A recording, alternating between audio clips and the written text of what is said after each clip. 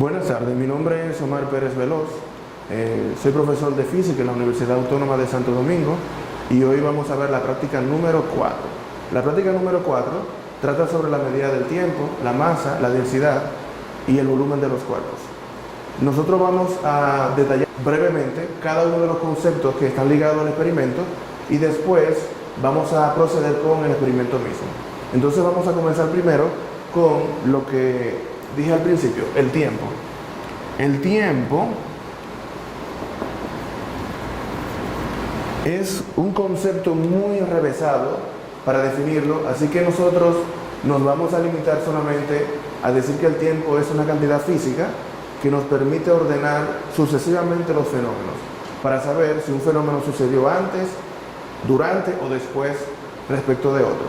Entonces, en ese contexto, nosotros vamos a usar el tiempo. No vamos a dar una definición muy acabada, porque es muy difícil definir el tiempo. De hecho, todavía los filósofos no saben qué es el tiempo, y los físicos solamente tenemos definiciones operativas del tiempo. Así que vamos a limitarnos a esa definición. Una definición operativa es aquella que nos dice cómo se mide la cantidad. No nos dice qué, solamente nos indica el procedimiento mediante el cual se mide. Entonces es algo parecido que vamos a hacer aquí. Para medir el tiempo nosotros usamos lo que llamamos fenómenos periódicos. Decimos que un fenómeno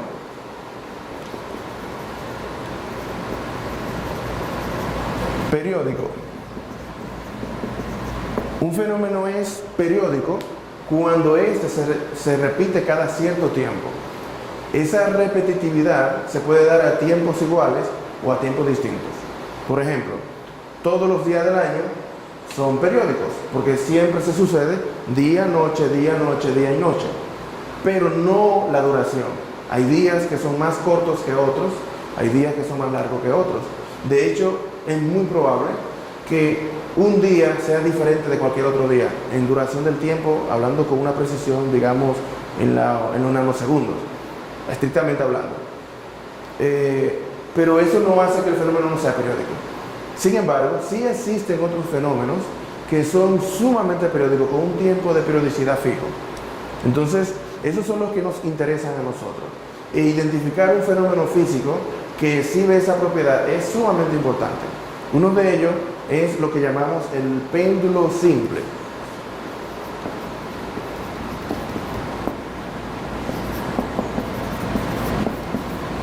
El péndulo simple es un sistema físico que está formado por un hilo. Aquí tengo un hilo. Este hilo debe de estar fijo a un punto en un objeto y debe ser libre de oscilar. Así que si yo coloco este péndulo en esta posición, ahora está pegado a la mesa, no es un péndulo simple. ¿Por qué? Porque no puede oscilar. Para que sea un péndulo simple, debe estar fijado en un punto que le permita esa masa pequeñita que está ahí, pequeñita en ambos sentidos, en volumen y en valor, le permite que oscile. Ahora, ese péndulo simple, para que se mantenga como un péndulo simple, debe tener ciertas propiedades. Una de ellas es que la masa del hilo que sostiene la masa que está allá abajo debe ser despreciable respecto de esa masa. Así que si yo uso, por ejemplo, en vez de un hilo tan pequeñito como este, uso una cadena o uso una soga de esa que se usa para sostener, digamos, un buey en una carreta, la noción de péndulo simple se pierde. Ya no es un péndulo simple, sigue siendo un péndulo, pero no simple. Entonces, la masa de este hilo debe ser despreciable respecto de esta masa. Ahora, ¿qué significa que esta masa es despreciable respecto de esta? Bueno, significa que si usted mide la masa de todo el conjunto, le da lo mismo si saca el hilo o lo pone. Si usted saca el hilo y la masa no cambia, implica que esta masa es despreciable. Pero si usted mide la masa que está colgando y la masa del hilo se nota, entonces la masa del hilo es apreciable y el péndulo no es simple. Y la última característica que tenemos que tocar es sobre la masa que cuelga. La masa que cuelga debe ser una masa apreciable. Y el volumen de esa masa debe ser pequeño respecto a esta longitud que tenemos aquí, que es la del hilo. Para que entiendan lo que queremos decir, si yo cuelgo, en vez de colgar esa masita que está allí, y yo cuelgo este sillón, entonces ya no es un péndulo simple. ¿Por qué? Porque el espacio que ocupa este sillón es comparable con la longitud del péndulo. Por lo tanto, ya no lo es. Así que si yo tomo la silla, o si tomara, por ejemplo, esta probeta que está aquí, o si tomara la balanza que está aquí al lado, ninguno de esos objetos sería un péndulo simple. Entonces, para el experimento, nosotros vamos a usar el péndulo simple que les voy a mostrar ahora. Este que está aquí. Aquí tenemos una masa que es apreciable. Esta masa tiene aproximadamente 1 kilogramo, un poquito menos, y la longitud que tenemos del péndulo es bastante grande. Esta masa es mayor porque la usamos en otro experimento, pero es consistente con la definición que acabamos de dar. El hilo que tenemos aquí es de masa despreciable, la masa que tenemos aquí es suficientemente pequeña comparada con esta longitud, y por lo tanto eso se comporta como un péndulo simple. ¿Qué tiene de interesante el péndulo simple? Como dije antes, el péndulo simple, para amplificaciones pequeñas de las oscilaciones, mantiene una periodicidad constante. Entonces, nosotros lo podemos observar cuando yo saco la masa de esta posición que está ahora mismo. Esa posición decimos que se llama posición de equilibrio. Le llamamos la posición de equilibrio porque es el único lugar en donde la masa del péndulo no se mueve. Pero si la sacamos de ahí, yo la pongo un poquito más cerca de mí y si la suelto, miren lo que sucede. La masa comienza a oscilar alrededor de ese punto. Así que siempre en un péndulo simple, si el punto que está fijado allá arriba, siempre va a oscilar alrededor del punto de equilibrio. Y ese punto siempre es fijo. Y ese movimiento va a ser siempre simétrico respecto de ese punto. Entonces, decimos que ese movimiento, como dicen algunos, de va y ven, le decimos que esas son las oscilaciones. Y decimos que una oscilación es el movimiento del péndulo desde un extremo hasta que regresa al extremo. Así que si yo quiero contar las oscilaciones en este péndulo simple, yo debo contar a partir de este extremo o de este. Y lo haría de esta manera. Entonces, imagínense que comenzamos ahora. Ahí va 0. Ahí completó una oscilación. Ahora completó 2 oscilaciones. Y ahora 3. Y así sucesivamente. Nosotros vamos a hacer algo parecido. Entonces, teniendo en cuenta eso, vamos a decir que el periodo de un péndulo, vamos a denotarlo por una letra T mayúscula. Sabemos que para el péndulo simple el periodo es constante y que para cada oscilación tenemos un periodo. Así que tarda el mismo tiempo en ir de un extremo hasta que regresa a ese mismo extremo. Entonces, cada vez que el péndulo cuenta o contamos en él una oscilación, vamos a llamar esa oscilación aquí numéricamente, no tiene unidad de medida. Cuando hay una oscilación, tenemos un tiempo medido igual a un periodo. Si yo cuento 2 oscilaciones, vamos a tener 2 periodos. Así que al final, si yo tengo n oscilaciones, voy a tener n periodos. Ahora bien, eso significa, como eso es un tiempo multiplicado por un número natural, voy a tener que eso es un tiempo total. Y lo puedo poner así. Puedo decir que el tiempo total de n oscilaciones va a ser igual a n por t mayúscula. Pero imaginémonos que desconocemos el periodo, pero podemos medir este tiempo con un cronómetro. Yo puedo tomar y contar el número de oscilaciones deseada, un número arbitrario, cualquiera, 10, 5, 2, 20, y medir el tiempo de todas esas oscilaciones con el cronómetro. Así tendría este dato. Este dato que está aquí es algo que yo puedo medir. Y yo puedo contar las oscilaciones. Así que la única incógnita que nos queda es T mayúscula. Y sabemos en álgebra, ¿no?, que para despejar a t mayúscula, dividimos toda la expresión entre n y tendría t sobre n igual a nt sobre n. N se cancela de este lado y finalmente tengo que el periodo del péndulo simple va a ser ¿qué? El tiempo que medimos de n oscilaciones. Ese va a ser el primer procedimiento que vamos a hacer en este experimento. Vamos a medir el tiempo de oscilación de 15 oscilaciones y vamos a dividir ese tiempo entre esas 15 y vamos a tener el valor del periodo. Entonces vamos a hacer el procedimiento número 1 de esta práctica. Recuerden que estamos en la práctica número 4. Entonces, en este procedimiento vamos a usar la tabla número 1, en donde vamos a registrar los tiempos medidos 5 veces y vamos a determinar el periodo para cada caso usando la expresión que hemos deducido ahorita. Entonces, vamos a contar 15 oscilaciones con este péndulo y vamos a mostrarles cómo se hace. Para ello, podemos usar el celular. Si el celular suyo puede medir el tiempo hasta con 2 cifras decimales, quedaría excelente. Y si no, bueno, sí, ese sería lo que tiene disponible, ¿no? Entonces, vamos a medirlo de la siguiente forma. Vamos a poner la masa en una posición fuera del equilibrio para que comience a oscilar y vamos a comenzar a contar cuando esté la masa de este lado y vamos a poner a correr el cronómetro exactamente en ese momento. Entonces, cuando contemos 15, que va a ser en este mismo extremo, vamos a detener el cronómetro. Mis compañeros, mis colegas, tenemos al profesor Montaño y Ricardo Valera, que estamos midiendo vamos a medir simultáneamente los tiempos para determinar el periodo de este péndulo. Entonces, a la señal mía, cuando le diga ya. Entonces ahora va una oscilación, 2, 3, 4,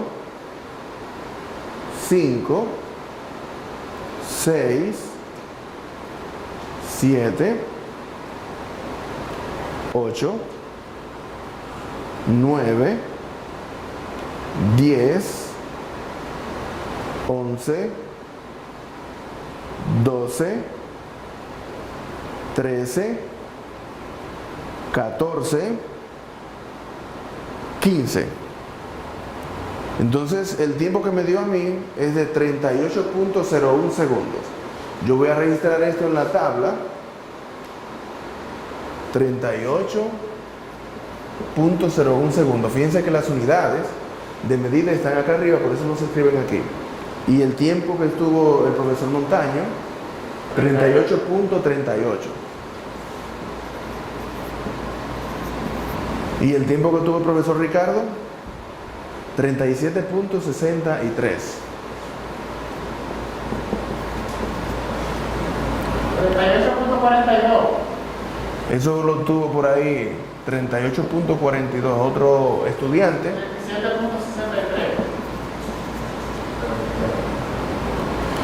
Entonces, fíjense bien que los tiempos, hay dos que se repitieron, pero no siempre se repiten, son distintos. Pero vamos a ver algo interesantísimo. Aunque estos valores son distintos, ¿qué va a pasar con el periodo cuando lo calculemos? Vamos a determinar dos periodos con tiempos distintos para que veamos qué sucede. Vamos a usar el mismo celular.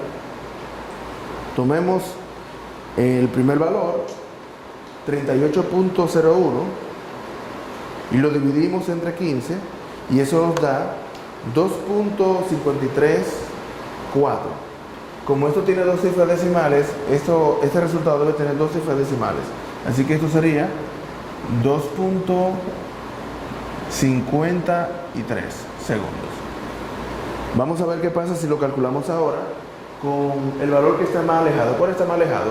Este de aquí.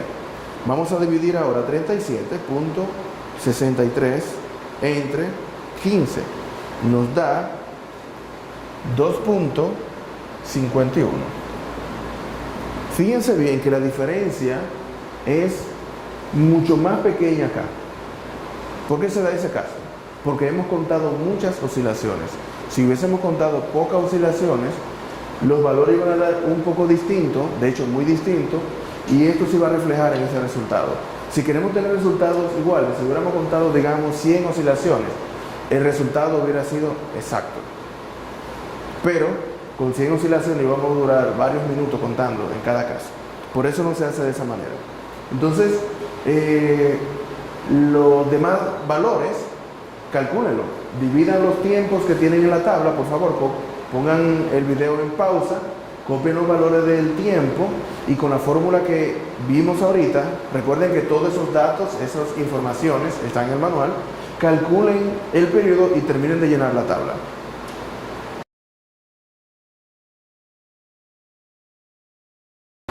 Entonces ya hemos terminado de llenar la tabla número 1. Ahora, si se fijan bien en su manual, nos están pidiendo que determinemos, una vez que tengamos los valores de t mayúscula determinados, que busquemos el periodo promedio. Recuerden la práctica número 1 que el promedio es la suma de cada uno de los valores dividido entre la cantidad de valores. En este caso tenemos 5 periodos, así que lo vamos a sumar todos y lo dividimos entre 5. Entonces lo que usted tiene que poner aquí es el periodo 1 más el periodo 2 más el periodo 3 más el periodo 4 más el periodo 5 dividido entre 5. Entonces recuerden que cuando hagan los cálculos en la calculadora, escribir un paréntesis al principio, un paréntesis aquí al final, para luego darle al símbolo de división y después al 5, para que el resultado dé bien.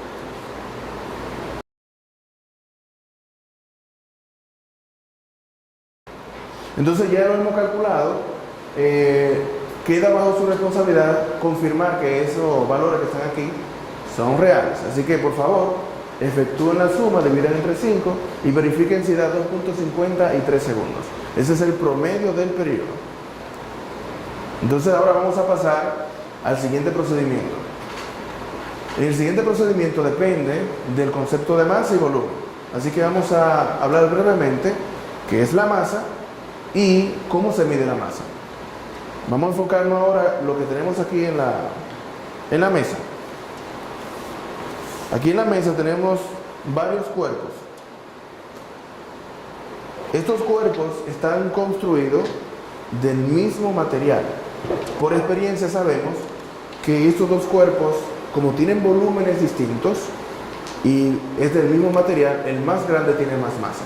Así que podemos decir que la masa es una propiedad que tienen los cuerpos que está relacionada con la cantidad de materia, pero no es la cantidad de materia. Realmente el concepto de masa es un concepto un poco más enrevesado, más sofisticado, pero eso lo vamos a ver en la práctica número 6. Así que vamos a conformarnos con solamente saber que un cuerpo, por el simple hecho de existir, ya tiene masa, y que esa masa depende de la cantidad de materia y también influye en la cantidad de volumen. Si un cuerpo tiene más masa que otro, si no es un material, implica que debe tener más volumen. Entonces, vamos a centrarnos ahora cómo medimos la masa. Para medir la masa, necesitamos lo que llamamos una balanza. Esta balanza que está aquí es una balanza mecánica, es una balanza que usa un principio de equilibrio para medir la masa. Existen balanzas comerciales que son electrónicas, que son mucho más fáciles de usar, solamente hay que colocar la masa encima y nos da el valor. Pero esta hay que manipularla para saber cuánto vale una masa en particular. Así que vamos a medir esta masa de ejemplo para explicarle cómo se mide con la balanza. Lo primero que debemos hacer antes de medir con una balanza como esta es colocarla en una plataforma totalmente horizontal. Esta mesa de hecho fue fijada siguiendo ese criterio y debe estar fija. De hecho está fijada en el piso de tal manera que no se pueda mover. Entonces esta es una estación para medir masa. Teniendo eso ya claro, lo segundo que se hace es verificar que la marquita que está al final del brazo de la balanza esté marcando el 0. Esa marca que está aquí, ya parece que alguien me la calibró, que está, además le falta un poquito. Tenemos que verificar que esa marca que está en este brazo móvil esté marcando el 0 que está fijo en este extremo. Como está un pelín arriba, está un poquito arriba, nosotros tenemos la libertad de ajustarlo dándole vuelta a este tornillo. Este tornillo le llaman tornillo de ajuste, entonces, o tornillo de calibración. Entonces este tornillito nosotros vamos a darle vuelta para que el brazo marque exactamente cero. Vamos a ver si lo logramos. Deben asegurarse cuando estén haciendo este proceso de que estas masas estén todas marcando cero. Si no están marcando cero, están perdiendo el tiempo. Tienen que asegurarse de eso. Y obviamente que no haya ninguna masa en esta posición acá. Todavía está arriba. Vamos a ver.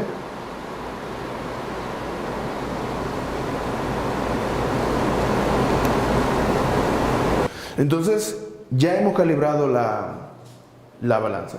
Hemos colocado la marca del brazo móvil en el cero que está fijo en el extremo derecho. Entonces, vamos a tomar esta masa que está aquí y en el proceso vamos a explicar cómo se mide y por qué. Esta masa se debe colocar en esta posición. Debe colocarse en una posición en la que ella no se mueva, porque si se mueve se puede caer y eso pudiera ocasionar algún accidente, aunque esta masa no es tan grande, pero siempre hay que tener todas esas cosas en cuenta. Entonces, ¿cuál de estas masas que están aquí movemos primero? ¿Y por qué? Bueno, vamos a mover la más pequeña para que vean lo que pasa. Yo muevo la más pequeña y miren, no pasó nada. ¿Qué significa? Que esta masa que está aquí chiquita solamente discrimina valores de 0 a 10 gramos. Esta masa que está aquí es muchísimo más grande que 10 gramos. Por lo tanto, eso no se movió por esa razón. Como esta masa, esta balanza funciona basada en el equilibrio, lo que vamos a lograr al final, al medir, es que al mover estas masas que están acá, ellas van a regresar al cero. Y cuando regresen al cero, las medidas que ellas indiquen en las posiciones que van a estar en ese momento, va a ser la masa que estamos midiendo de este lado. Entonces, esto funciona usando el principio de descarte. Cuando digo descarte, estoy diciendo que vamos a ir descartando la masa que no tiene. A ver, movemos la más grande primero. La más grande mide un mínimo de 100 y un máximo de 500. Así que ahora mismo la balanza está midiendo 100 gramos, pero el brazo no cae. Eso significa que la masa que está en el plato es mayor de 100 gramos. Cuando el brazo caiga, que fue lo que pasó ahora, eso significa que la masa que estamos midiendo es más pequeña que la masa que está leyendo la balanza. Entonces, regresamos esta escala a la anterior, porque ya sabemos que la masa que estamos midiendo está entre 100 y 200. O sea, es mayor que 100 y es menor de 200. Entonces, vamos a mover la más pequeña en tamaño, seguida de la más grande, o sea, que es la mediana. Y la movemos otra vez de una ranura a otra. Entonces, ahora mismo tiene 110 gramos, no cayó. Significa que esta masa sigue siendo mayor a 110. La movemos hasta que caiga.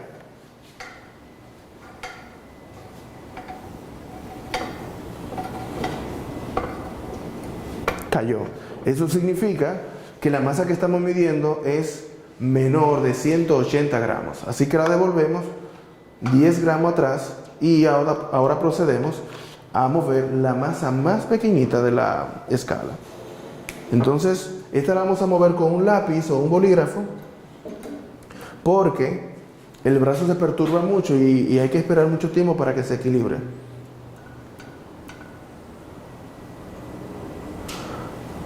Ahí tenemos, está casi equilibrada ya.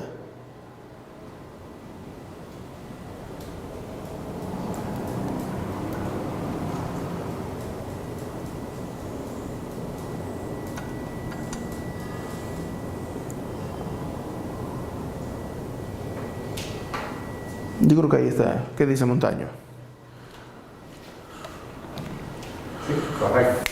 Ok, entonces la masa de este cuerpo va a ser la suma de lo que lee la más grande, la mediana y la pequeña. La más grande lee 100, la mediana 80 y la más pequeña 0.075 aproximadamente. Así que tenemos una lectura de una masa de 180.75 gramos. Así, fíjense que esta balanza tiene una precisión hasta centésima de gramo, y por los valores que tienen las escalas, tiene una capacidad de leer máxima sin ponerle contrapeso de 610, pero eso se puede incrementar usando lo que llamamos contrapeso. Si usted quiere incrementar la capacidad de esta balanza, lo que tiene que hacer es colocarle estas masas aquí y automáticamente ya le está sumando la capacidad, en este caso de 500 gramos, y si coloca esta, estaría agregando la capacidad adicional de 1500 gramos. Y si la dejo con la de 1000, solamente sería de 1000. Entonces, así es que se mide con esta balanza. Entonces ya sabemos cómo se mide la masa. Ahora vamos a ver cómo medimos el volumen. Para medir el volumen tenemos que tener bien claro si el cuerpo tiene forma regular o forma irregular. Aquí llamamos la forma regular y forma irregular. Bueno, vamos a ponerles dos ejemplos. Aquí tenemos un cuerpo sólido y que tiene forma regular. Decimos que un cuerpo tiene forma regular cuando su forma se corresponde con un objeto geométrico de la geometría. Y tenemos un cuerpo irregular cuando este no coincide con ningún cuerpo geométrico conocido. Fíjense que si usted va al río y coge varias piedras, se dará cuenta que por más piedras que tome, siempre van a ser distintas. Nunca va a haber dos piedras iguales en el universo. Así que todos los cuerpos irregulares tienen esa particularidad, y es que no tienen una forma fija. Cuando digo fija, no estoy diciendo que se pueda deformar, estoy hablando en el sentido de que es única y que no existe una fórmula matemática para determinar el volumen. Así que para medir el volumen de un cuerpo irregular se procede de una manera, y para medir el cuerpo de volumen regular se puede proceder de dos maneras. Vamos primero con esto. Cuando tenemos un cuerpo irregular, lo que hacemos es usar una probeta graduada y agua. Entonces, si el objeto no absorbe agua, nosotros le echamos agua a la probeta a un volumen conocido,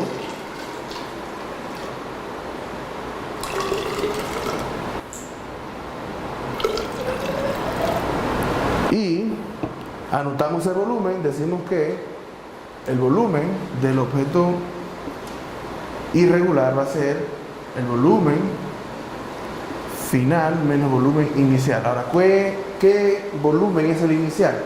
El volumen inicial es el volumen que tiene la probeta antes de introducir el objeto. Cuando se introduce, el volumen se incrementa. Decimos entre comillas de que se incrementa porque se suma el volumen del objeto más el volumen del agua. Así que el volumen que crece aparentemente del agua realmente es el volumen del cuerpo irregular. Así que cuando restamos el volumen final, que es el volumen que tiene el objeto más el volumen del agua, menos el volumen inicial, tenemos el volumen del objeto irregular o del cuerpo irregular. Entonces, para medir el volumen de un cuerpo irregular, siempre tenemos que proceder con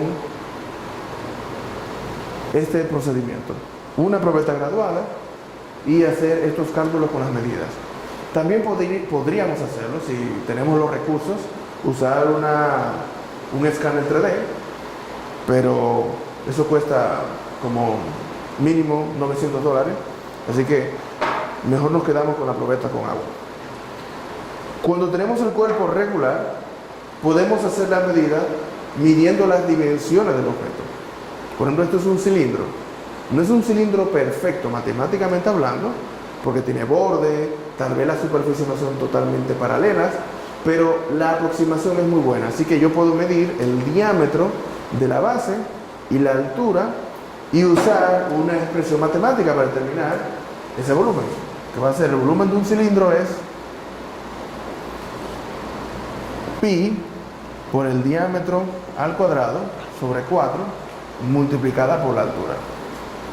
Y así podemos obtener el valor del volumen de un cuerpo regular. Pero ¿se puede medir el volumen de un cuerpo regular usando el procedimiento anterior? Sí, también se puede hacer. Si usted no tiene la regla, puede usar una probeta graduada. Entonces, en este experimento vamos a mostrar cómo se mide el volumen de estos cuerpos irregulares. Tenemos aquí varias piedras de concreto que más o menos tienen un tamaño creciente, y vamos a medir también las masas y los volúmenes de estos cuerpos regulares. Entonces vamos a proceder con el procedimiento número 2. En el procedimiento número 2 vamos a medir la masa de estos cuerpos y sus volúmenes. Lo vamos a registrar en la tabla número 2. Estamos haciendo el experimento número 2, en la práctica número 4. Estamos midiendo, vamos a medir las masas de estos cuerpos que son regulares y luego vamos a medir los volúmenes. Entonces, vamos a medir esta masa. Ya hemos calibrado la balanza hace un rato, así que lo colocamos en el centro del plato y comenzamos a mover la masa más grande de la escala. Cayó, significa que esta masa es menor de 100 gramos. Movemos la siguiente. Cayó ya, así que la devolvemos para atrás. Y ahora movemos la más pequeñita.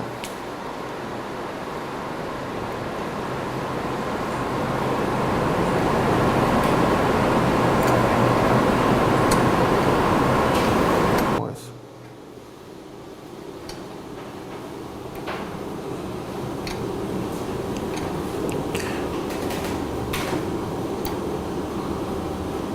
Ok.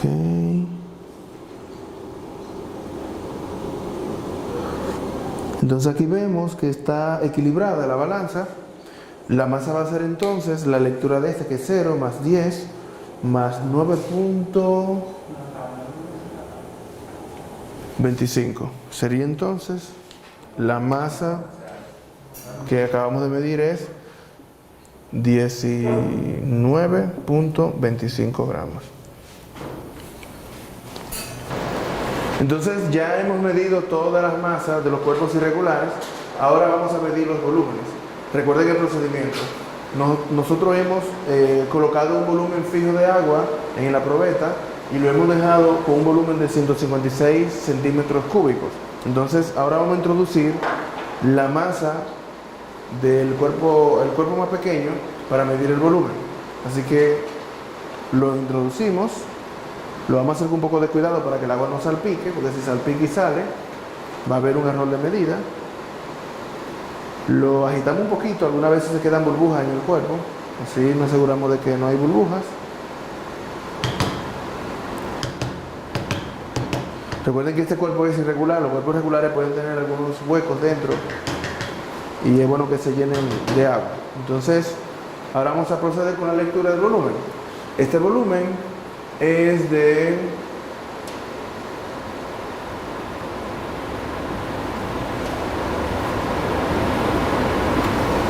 164. Entonces tenemos volumen final 164 menos inicial, que es 156. Ese volumen es igual, ahí tenemos 8 centímetros cúbicos. Ese es el primer volumen. Entonces ya hemos medido todos los volúmenes y lo hemos registrado aquí en la tabla número 2.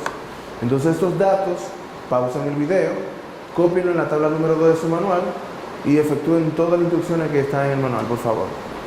Entonces estamos en el procedimiento número 3.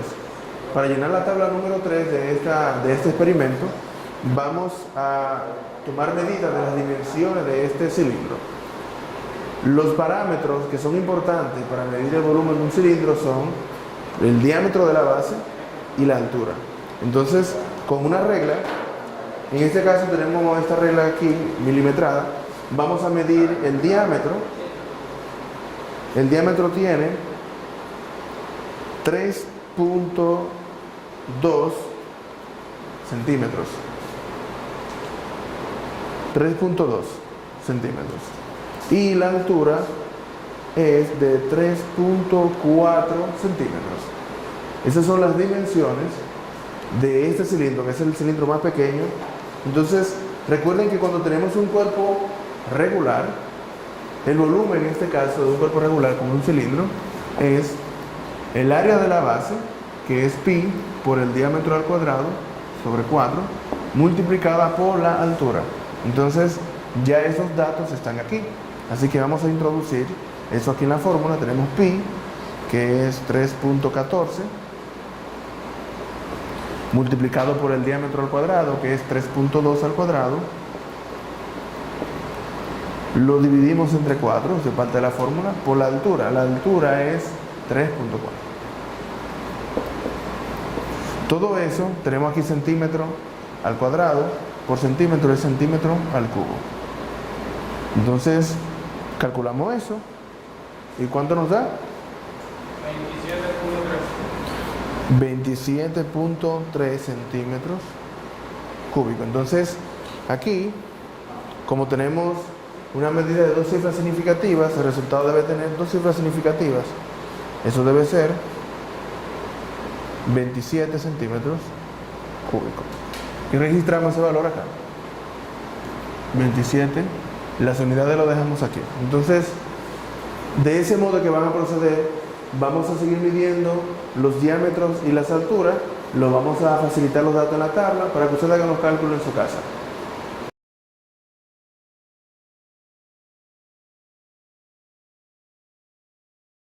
Vamos a continuar con el procedimiento para llenar la tabla número 4.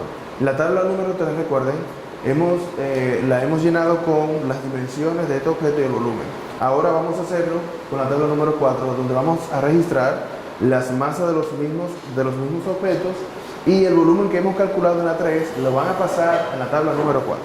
Así que vamos a proceder a medir la primera masa de los cilindros.